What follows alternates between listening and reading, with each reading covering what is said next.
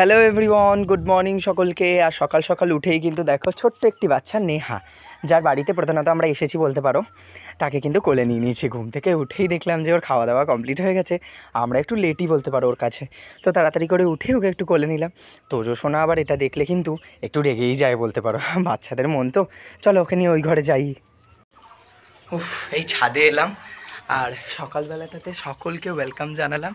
উফ, কি সুন্দর ছাদটা, এখানকার পরিবেশটা শুধু দেখো।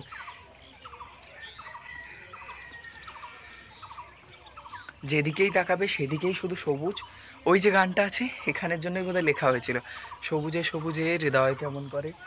নিচে মোরগ, মুরগি, গরু, মোষ, বাছুর চারিদিকে সব ঘুরে বেড়াচ্ছে। সুন্দর সুন্দর জিনিস, আমি এক্ষুনি ব্যাক ক্যামেরা করে তোমাদেরকে অবশ্যই দেখাবো। চারিদিকে বাড়িঘরগুলো বেশ সুন্দর। আর ওখানে একটা পুকুর আছে দেখতে পাচ্ছি আমি, পুকুরটা বেশ সুন্দর। ওইখানটাতে সব কিছু তোমাদেরকে দেখাবো। এই সবে মাত্র আমি ছাদে এলাম আর ছাদের পুরো ভিউটা সমেত সব কিছু দেখাবো। ওই যে আমাদের রাস্তা, আর রাস্তার একদম সামনে আমাদের এই বাড়িটা। এই দেখো, ওই যে হচ্ছে রাস্তাটা, এই যে গাড়ি যাচ্ছে দেখতে পাচ্ছ। আর এই আমাদের জায়গাটা খুব সুন্দর লাগছে না। চলো তোমাদের ব্যাক ক্যামেরায় দেখাই। আর আমি তো অপেক্ষা করতে পারছি না তোমাদের দেখানোর জন্য। তোমাদের এই পরিবেশটা না দেখালেই নয়। কত সুন্দর দেখো, গাছপালাতে মোড়া এই সুন্দর জায়গাটা কিন্তু বেশ ভালো লাগছে। আমি এই ছাদটিতে দাঁড়িয়েছিলাম, সকাল সকাল উঠেই এই ছাদে আসতে বেশ ভালো লাগলো। সুন্দর একটা আবহাওয়া, সাথে ফুরফুরে ঠান্ডা হাওয়া, আর সকালবেলার এই সুন্দর প্রভাত দেখতে কিন্তু মনোরম এই দৃশ্য মনকে ভরিয়ে তুলছিল, মন কেড়ে নিচ্ছিলই বলতে পারো এক প্রকার। তাই নিচের দিকেও একটু দেখিয়ে দিলাম এই যে পুরো বাড়িটা। আর এখানে গরু, বাছুর, মোরগ, মুরগি অনেকের সমাবেশ ছিল। ছোট্ট ছোট্ট কুটির, ঠিক আমরা যেরকম এঁকে ঝুঁকে থাকি, আসলে আমরা এগুলো আঁকি মনের খেয়ালে। আর ওই যে আমাদের টিচারদের তত্ত্বাবধানে। আর এখন তো ইন্টারনেট রয়েছে, তবে সামনে থেকে এই সমস্ত কিছু দেখতে পাওয়ার একটা আলাদাই আনন্দ রয়েছে। ওইখানে একটা পুকুর রয়েছে, এখান থেকে দেখা যাচ্ছে এত বড় বড় গাছপালা যে ছাদে উঠেও স্পষ্টভাবে দেখাই যাচ্ছে না পুকুরটা। তাই তোমাদের একটু আঙুল দিয়েই দেখালাম। এদিকে ছোট্ট ছোট্ট সুন্দর সুন্দর এই যে খড় দিয়ে, এর মধ্যে শুনেছিলাম ধান রাখে। জানি না এতে সত্যি সত্যি ধান বা গম এমন কিছু আছে কি না, তবে দেখতে বেশ সুন্দর লাগছিল। ওপরে আবার একটা করে টায়ার দিয়ে সুন্দর করে সাজিয়ে তুলেছিল জায়গাটা। আমার এতই ভালো লাগলো, তাই তোমাদেরকে একটু দেখিয়ে দিলাম। আর চারিদিকটা ঘুরিয়ে দেখাচ্ছি, যেদিকেই দেখবে কোকিলের কুহুতান, আর চারিদিকে মনোরম পাখির আওয়াজ, কিচিরমিচির শব্দ। চারিদিকের এই গাছপালা দেখে মনটা কেমন সবুজ সবুজ করছে। ওই যে প্রথমেই গানটা শোনালাম তোমাদের, সবুজে সবুজে হৃদয় কেমন করে। সত্যি কথা, এত সুন্দর লাগছিল বলে বোঝানোর মতো নয়। আর এই যে পুরো বাড়িটা, নিচের দিকের সব মানুষ কিন্তু কর্মব্যস্ততায় রত। আর ঠিক সেই সময় আমি কিন্তু ওপরে চলে এসেছি, ছাদে নিজের মতো করে ঘুরছি।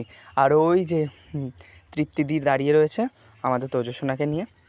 এদিকে গাড়ি ঘোড়ারও শেষ নেই। আর চারিদিকটা দেখাচ্ছি তোমাদেরকে, সুন্দর আওয়াজ। আর যখন আমি ভয়েস দিচ্ছি তখনও ছাদে এসে দিচ্ছি, তোমরা তখনও কোকিলের কুহুতান, পাখির কিচিরমিচির শব্দ সব কিছুই আশা করি শুনতে পাচ্ছ, অসুবিধা হবে না। আর বেশ ভালো লাগছিলো চারিদিকটা ঘুরে দেখতে। আমার নিজের বাড়িতে ছাদ নেই তোমরা জানোই, তবে আমি প্রায় সময় অন্যান্য জায়গায় ছাদে আসি, আর সেটাতে এসে কিন্তু আমার বেশ ভালো লাগে। আর তাই জন্য আমি তোমাদেরকে সবটা দেখাচ্ছিলাম। উপরে ছাদে হয়তো আরও কাজ কমপ্লিট হবে, আর নিচের দিকটা তখনই দেখাচ্ছিলাম, বেশ সুন্দর লাগছিল দেখতে। আর ওই যে দীপ্তিদি ওখান থেকে হাই করছিল, মেজো মামিমার বাড়িতে বসেছিল, সেখানে গল্পগুজব করছিল হয়তো সকালবেলা। আর আমি নিচ থেকে হাই করে দিলাম। ওদিকে মাছ কাটাকুটি সবই চলছে, কাটা ধোয়া বাছা। এই একটা মানুষ, একজন বয়স্ক মানুষ, দিদা, সে কিন্তু এত কিছু করছে এবং সে নিজের যত্ন ঠিকমতো রাখে না সকলের খেয়াল রাখতে গিয়ে। আমার এটা দেখে কেমন হচ্ছিলো জানো তো মনের মধ্যে। বলছিলাম যে তুমি নিজের ভালো মতো খেয়াল রাখবে। আর সবার খেয়াল ওনার রয়েছে, কে কখন খাবে, কে কখন কোথায় যাবে, সব কিছু। আর ওই যে দেখাচ্ছি কুমড়ো ফুলের গাছ, একেবারে চালটা ছেয়ে রয়েছে দেখো, রান্নাঘরের ওপরে হয়েছে। আর তার ওপরে এত সুন্দর ফুল ফুটেছে, ছোট ছোট কয়েকটা ফুটেছে, তো তাই তোমাদেরকে আর খুব ডিটেলে দেখাতে পারলাম না। কিন্তু বেশ সুন্দর, আমার এই কুমড়ো ফুলের বড়া খেতে কী ভালো যে লাগে বলে বোঝাতে পারবো না। আর ওই যে রাস্তা, ওই রাস্তার ওখান থেকে হঠাৎই এক্ষুনি দেখতে পেলাম এক ছাগলকে, সেখানে দেখেও কিন্তু মনটা বেশ ভরে গেল। ও কিছু একটা খাচ্ছিল ওখানে, তাই স্পষ্টভাবে তোমাদের দেখাতে পারলাম না। আসলে যখন আসছিলো তখনই ক্যামেরাটা অন করছিলাম, একটু সময় লাগলো, তাই জন্য আর সম্পূর্ণভাবে ওকে দেখাতে পারলাম না। তবে থাক, এখানে অবধিতে যে দেখাতে পেরেছি এটাই তো আমার অনেক বড় প্রাপ্তি। আসলে এই পান্ডুয়া আসা এবং এখানে 3 দিনের থাকাটাকে আমি অনেকগুলো পার্টে এবং অনেকগুলো ভাগে আমি ভাগ করে দিতে চাইছি। তাই জন্য আর একদিনেই সব কিছু দেখিয়ে দিচ্ছি না, বা একটা বা দুটো ভ্লগেই দেখাচ্ছি না, তাই তোমাদের সাথে ছোটো ছোটো ভাগ করে অনেকগুলো ভ্লগ আমি শেয়ার করছি। তাতে তোমরাও অনেকগুলো ভ্লগ পাবে, একটানা দেখতে হচ্ছে বলে তোমাদেরও মোনোটোনাস লাগবে না, আর আমারও ভালো লাগবে ছোটো ছোটো ভ্লগ করে এডিট করে তোমাদের কাছাকাছি দিয়ে দিতে। আর এরপরই তোমাদের দেখিয়ে দিলাম তেপান্তরের মাঠ।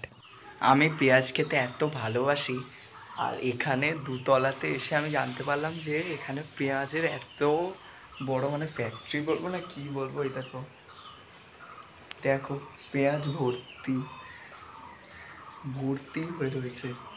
আমার দেখে নিজের অবাক লাগছে, আমি এত পেঁয়াজ খেতে ভালোবাসি, রাত্রিবেলা আমি একটা পেঁয়াজ চেয়েই খেয়েছি, আর আজকে এত ভালো লাগছে।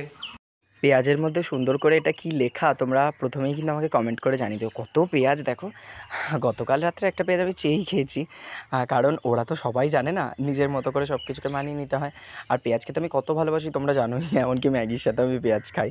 তবে আমার বেশ ভালো লাগে, এটা টেস্টটাও ভালো লাগে, তাই এখানে প্রচুর পেঁয়াজ দেখে আমার মনটা ভরে গেল যে আমি প্রত্যেক সময় খাওয়ার সময় কিন্তু পেঁয়াজ পাবোই অবশ্যই। তারপর এখানে দেখলাম যে দিদা এখানে মাছ কাটছে, আর এখানে মাছ কাটা দেখতেও বেশ ভালো লাগছিলো। আসলে তৃপ্তিদির সূত্রেই তো এখানে এসেছি, তাই তৃপ্তিদি যাকে যা বলে ডাকে সেই অনুযায়ী এলাম। তৃপ্তিদি অনেক বছর ধরেই আমাকে বলছে নিয়ে আসবে, কখনো সময় হয়ে ওঠে না, বিভিন্ন কারণবশত বাধা পড়ে যায়।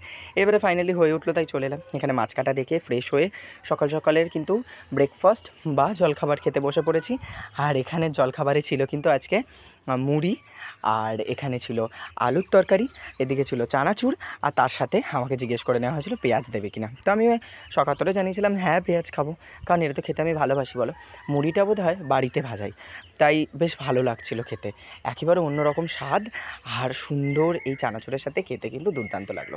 আলুর তরকারিটা হয়েছিল বেশ সুন্দর, একদম নির্ঝাল, থেকে বেশি ভালোবাসি। আর এই খাবারটা আমার মন কেড়ে নিয়েছিল, সকালবেলার জলখাবারে এর থেকে ভালো খাবার আর কিছু হতে পারে বলে আমি তো অন্তত মনে করি না। আর সুন্দর এই খাবারটা খেতে খেতে কিন্তু মনটা যখন ভরে উঠছিল, তখন ভাবছিলাম একটু পরেই আমার আবার ডান্সের শ্যুট করতে একটু যেতে হবে। তোমরা অনেকেই আমাকে বলো ডান্স উইথ সৌমেন চ্যানেলে তুমি কেন ঘরের মধ্যেই ভিডিও করো।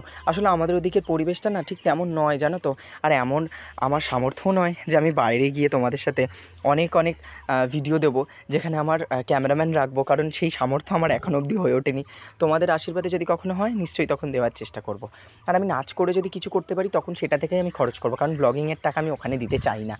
আমার নিজের একটি উপার্জন আসবে নাচটা করে, ঠিক যেমনভাবে আমি শুরুয়াতটা করেছি এই ধীরে ধীরে, ঠিক তেমনই আমি কিছু দিতে চাই। তবেই আমি নিজের মন থেকে সত্যি কথা বলতে সেই অর্থে খুশি হব, তখনই আমি ক্যামেরাম্যান রাখবো, আমার একজন ক্যামেরা পার্সন রাখবো, ম্যানই রাখতে হবে এমন তো কোনো কথা নেই, ক্যামেরা পার্সন রাখবো। আর এরপরে আমাদের পাতে চলে এসেছিলো মিষ্টি, আর তার জন্য আমি যখন ভেবেছি যে এখানে এসেছি তখন অনেক নাচের ভিডিও আমি এখান থেকে করে নিয়ে যাব, তাই অনেকগুলো জিনিস কিন্তু প্যাকিংও করার সময় পাঞ্জাবিগুলো নিয়েছিলাম। তাই নাচের ভিডিওগুলো তোমরা কিন্তু ইন্টারেস্টিং দেখতে পাবে, তার জন্য কিন্তু অবশ্যই চ্যানেলটা সাবস্ক্রাইব করে দিও ডান্স উইথ সৌমেন, আর let's adda with Soumen subscribe করতে ভুলো না। Tata bye bye, see you soon.